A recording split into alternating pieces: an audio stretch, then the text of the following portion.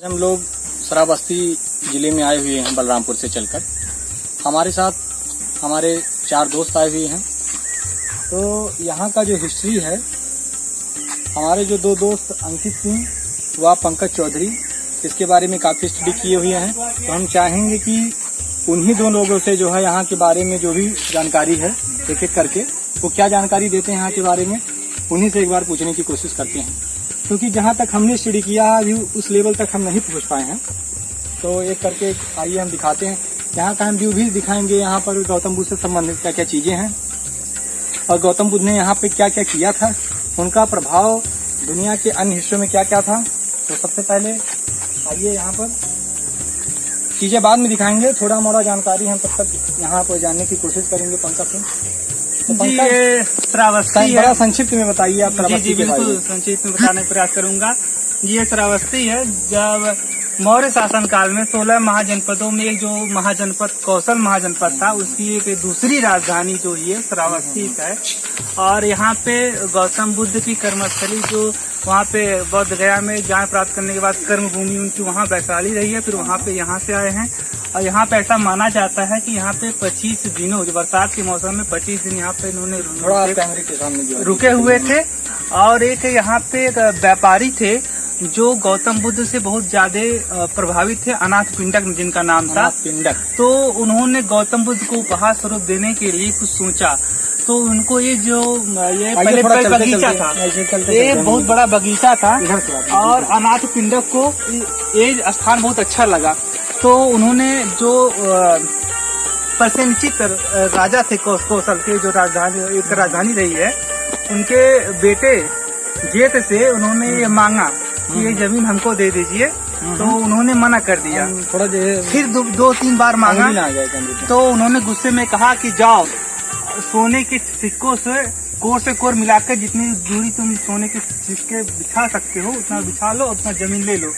तो रातों रात जो अनाथ पिंडक था, व्यापारी था, उसने 60 एकड़ बिगहे में 60 एकड़ जमीन में कोर मिला के सोने के सिक्के से इसको मतलब यहाँ पर 60 एकड़ में सोने के सिक्के बिछा दिए गए। बिल्कुल बिल्कुल। ये जो जमीन है उसी का उसने खरीदा था और जो स्तूप आप देख रहे हैं उसी ने बनवाया। कैमरे के माध्यम से दिखा दीजिए। 60 कमरे थे यहाँ पे, स्तूप थे और उन्होंने अनाथ पिंडक ने गौतम बुद्ध को इसको उपहार स्वरूप दिया था।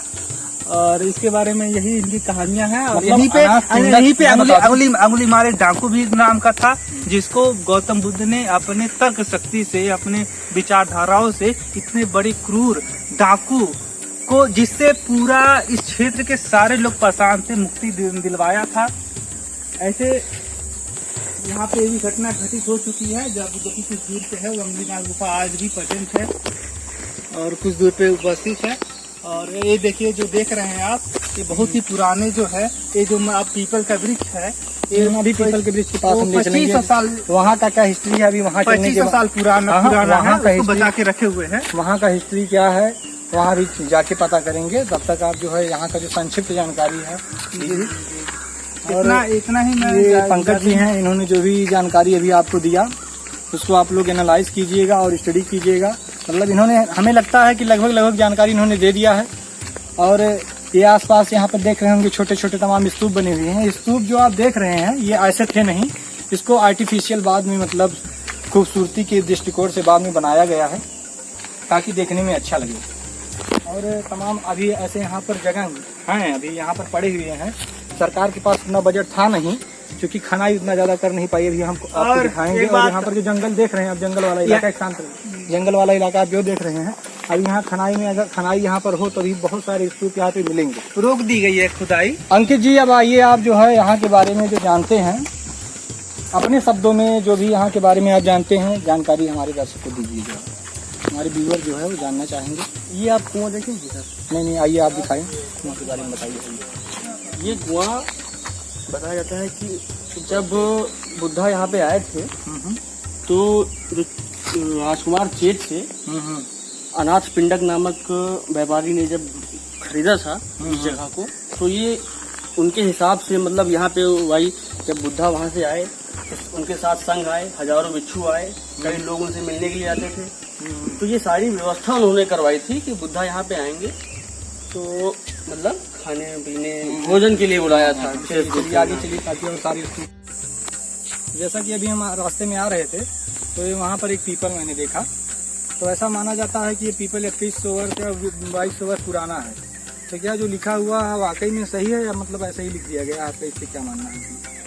जो ये पीपल का आपका वृक्ष दिख रहा है इसको कहते हैं बोधि वृक्ष। और ये जो वृक्ष है यहाँ पे बताया जाता है कि इसका जो इसको उगाया है जिन्होंने, तो बुद्धा जहाँ पे सर्वप्रथम सारनाथ में वहाँ पे इन्होंने ज्ञान प्राप्त किया था जिस वृक्ष के नीचे, तो वहीं से उन्होंने बीज लेके आए थे और यहाँ पे इसकी नींव डाली थी। अच्छा मतलब तो ये हाँ पीपल का बीज हाँ यहाँ लेके आए थे वो पौधा और यहाँ पे उसको मतलब उगाए और यहाँ पे बैठ के उन्होंने साधना की भगवान बुद्धा ने। मतलब बताते हैं एक दिन के लिए एक दिन के लिए हाँ यहाँ पे पूजा किए रहे। और आपको बता दूं, आप बता रहे थे 22-24 साल बता रहे, तो आप समझ लीजिए कि तथागत बुद्धा के लगभग 2600 साल हो गए। तो ये वृक्ष लगभग 2600 साल हो गया है। और आप अगर देखेंगे तो इसको लोहे के पिलर से, देखिए लोहे के पिलर से इसको रोका गया है। बताते हैं कि इंदिरा गांधी के समय में इसको रोकने का मतलब नहीं, वैसे भी कार्बन डेटिंग के आधार पे मुझे पता है कि साइंटिफिक प्रूफ यहाँ पर होगा, ऐसे ही नहीं लिख दिया गया है। नहीं कार्बन डेटिंग एक टेक्निक है जिसके आधार पे हम किसी की आयु बता सकते हैं कि कितना साल पुराना है। एक बात और है कि इसमें यहाँ पर शाखाएं जूता चप्पल निकालिए।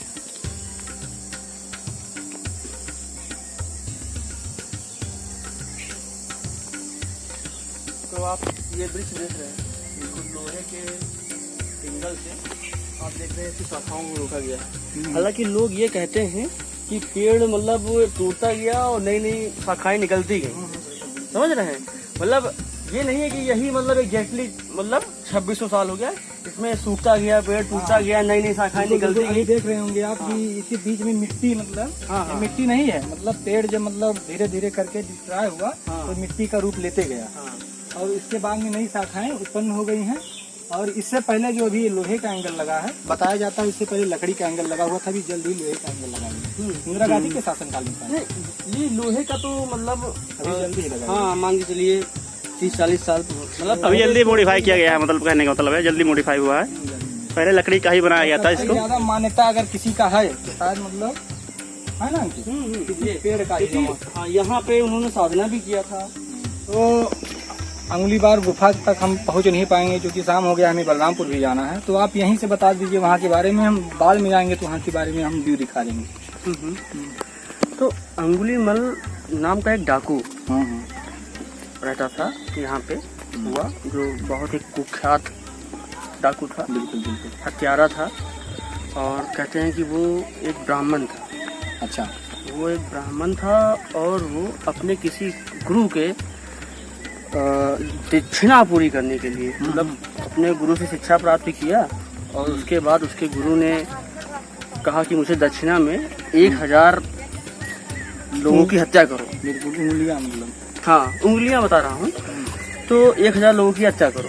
तो उसने हत्या करना स्टार्ट किया अपने गुरु के कहने पर। उसके पीछे का रीजन मतलब ये हत्या करने का रीजन क्या था, मतलब गुरु ने ऐसा क्यों कहा? इसके पीछे उनके पीछे था कि उनकी जो गुरु थे, उनकी पत्नी जो थी, इनके शिष्य थे वो अपने गुरु के, उनकी पत्नी जो थी इनको मतलब चाहने लगी थी। अच्छा, मतलब उंगली मार को। हाँ, तो एक दिन ये इनके गुरुजी नहीं थे घर पे, तो उन्होंने कहा, उन्होंने मतलब ऐसे नग्न होकर के उंगली मार के सामने आकर, उसका नाम क्या नाम था पुराना ना, कोई भद्र बहरहाल जो भी रहा, हाँ जो भी नाम रहा हो, उंगली मार तो उन्होंने नग्न अवस्था में आ गई और कहीं कि हमारे साथ संबंध बनाइए है। तो कहा, उन्होंने कहा नहीं, आप हमारे माता के समान हैं और आप मतलब मैं आपके साथ ऐसा नहीं कर सकता हूँ। तो लेकिन उन्होंने जबरदस्ती की उनकी माता ने, मतलब गुरु माता ने, उन्होंने उस खम्भे में बांध दिया। ठीक है, मतलब उनको फंसाने के लिए और खुद को खम्भे में बांध दिया उन्होंने, अपने आप को बांध लिया। और फिर जब उनके मतलब पति आए घर पे, पूछे माना जाता है कि उन्होंने अपने आप को नुकसान भी पहुंचाया। हाँ, नाखून से अपना शरीर जो होता है कर लिए। तो जब वो आए तो उनके गुरुजी आए तो उन्होंने अपनी पत्नी से पूछा, क्या कर रही है, क्या की हो? तो उन्होंने कहा कि करना है, मतलब वो फंसा दिया उन्हीं को, उंगली मार को कि आपके शिष्य ने मेरे साथ ऐसा व्यवहार किया था। जब उंगली मार से उनके गुरुजी ने उनको बुलाया और कहा कि ऐसी मतलब तुमने दंड किया, तुमने गलत काम किया है। इसीलिए तुम जाओ, तुम ब्राह्मण नहीं हो सकते और तुम प्रायश्चित करने के लिए तुम जाओ 1000 लोगों का तुम हत्या करो और उनकी अंगुलियों को लाकर मुझे दो। तो वो वही मतलब उस अपने गुरु के आदेश के अनुसार उसने लोग हत्या करना स्टार्ट किया और 99 लोगों की हत्या कर चुका था। और देख लीजिए 999 कहानी से आपको स्पष्ट ये पता चला होगा कि अंगुली मार स्वतः से डाकू नहीं बने, उन्हें मजबूर किया गया, मतलब उनके गुरु की वजह से तो उन्होंने हत्याएं चालू की। और बाद में मतलब हत्या के दौरान उनकी मतलब मुलाकात गौतम बुद्ध से कैसे होती है इसके बारे में। अब उस ब्राह्मण से अंगुलीमाल बनने का कहानी जो है वो अभी बताया कि वो हत्या करना स्टार्ट किया। तो वो गिनती के लिए जब जिसकी भी हत्या करता था उसकी उंगली काट लेता था और उसकी माला पहन के अपने गले में पहनता था, इसलिए उंगली को माला जो पहनता था इसलिए उसका नाम पड़ा अंगुलीमाल, है ना, अंगुलीमाल इसलिए उसका नाम पड़ा। और फिर होते होते लोग गौतम बुद्धा के पास गए कि एक मतलब यहाँ पे कुख्यात डाकू रहता है जो सबकी हत्या कर देता है, हमें इनसे मुक्ति दिलाओ, हमें इनसे मुक्ति चलिए उधर से ही दिलाइए। चला जाए, क्योंकि इधर मतलब उधर से ही चला जाए, कंटिन्यू करते हैं। तो मुक्ति दिलाइए। हाँ। तो फिर और कई लोग उनके पास पहुंचे, वो इधर श्रावस्ती की ही तरफ आ रहे थे। तो उनसे हुआ कि आप उधर मत जाइए, उधर अंगुलीमाल नाम का डाकू रहता है। तो वो बोले मतलब अच्छा, तो वो क्या करेगा, वो आपको मार डालेगा। तो वो बोले कि अगर उसको मुझे मारने से उसको खुशी मिलती है, अगर मेरे मरने से किसी को कोई लाभ हो रहा है तो मैं मर जाऊंगा। और वो इसी रास्ते पे आते चले गए। तो अंगुलीमाल ने उनको देखा, मतलब ये यही सब इलाका था जंगल हाँ, का, यही यही मतलब सब ये जो आप देख रहे हैं सब यही सब सारी चीजें घटनाएं घटी। नहीं, दूर पे नहीं है, 500 मीटर ये दूरी पे है। अंगुलीमाल जो एक गुफा है किलोमीटर दूरी पे है। 3-4 किलोमीटर पे है, 500 मीटर नहीं, 3-4 किलोमीटर पे है। तो ये इस रेंज में उसका मतलब हत्या का जो सिलसिला था ये जो चल रहा था। ये तो जेतवर बिहार है। हाँ। और ये बताए होंगे हाँ, मतलब खरीदा गया था अनाथ पिंडक नामक एक व्यवसायी सोने था। से बिछा कर जो मतलब उसको दिए थे दान में। तो ये हम लोग वो बिहार समझ लीजिए हम लोग हैं उस वक्त। तो ये मतलब इस एरिया में उसका प्रभाव था, लोग उससे डरते थे। तो जब वो इधर आ रहे थे गौतम बुद्धा, तो अंगुलीमाल उनको गया मारने के लिए और खुश होके गया कि आज 999 लोगों को मैं वध कर चुका हूँ, आज मेरा मतलब उद्देश्य पूरा हो जाएगा। तो वो जब उनको मारने के लिए जब वहाँ पे पहुँचे तो वो गौतम बुद्धा अपने आप को ऐसे खड़े हो गए कि आप मुझे अगर मारना चाहते हैं तो आप मार लीजिए, अगर मुझको मारने से आपको खुशी मिलती है तो आप खुश रहिए। और वो सोच में पड़ गया अंगुलीमाल कि मेरे नाम से लोग कांपते हैं और ये बंदा आके कह रहा है कि भाई मुझको मार दीजिए। तो वो बोला कि आप मुझसे डर नहीं रहे हो। तो क्या इसमें डरने की क्या बात है, अगर आपको खुशी मिल रही है तो आप मार दीजिए मुझे, मगर मैं आपसे एक प्रश्न पूछना चाहता हूँ। तो चूंकि अब उनसे प्रभावित हो गया कि मुझसे डर नहीं रहा है, ये निडर पहले मतलब पहला शख्स ऐसा मुस्लिम इस क्षेत्र में जो डर नहीं रहा है, तो वो प्रभावित हो गया। तो गौतम बुद्धा बोले मैं आपसे एक प्रश्न पूछना चाहता हूँ। तो बोले हाँ बोलो। तो बोले आप इस वृक्ष की टहनियों को काट सकते हैं? एक वृक्ष था पास में, तो उसको काट सकते हैं? तो बोले हाँ काट सकते हैं। क्यों नहीं काट सकते हैं? तो कहीं काटिए। उसने उस वृक्ष की कई टहनियों को काट दिया। तो बोले अब एक काम और करिए, क्या इसको आप जोड़ सकते हैं? तो कहा है ये कहाँ जोड़ सकते हैं, हम कैसे जोड़ सकते हैं, हम भगवान थोड़ी ना है कि इसको हम जोड़ देंगे, इसको कोई नहीं जोड़ सकता है। तो बोले कि जब आप इसको जोड़ नहीं सकते हैं तो आपने काटा क्यों?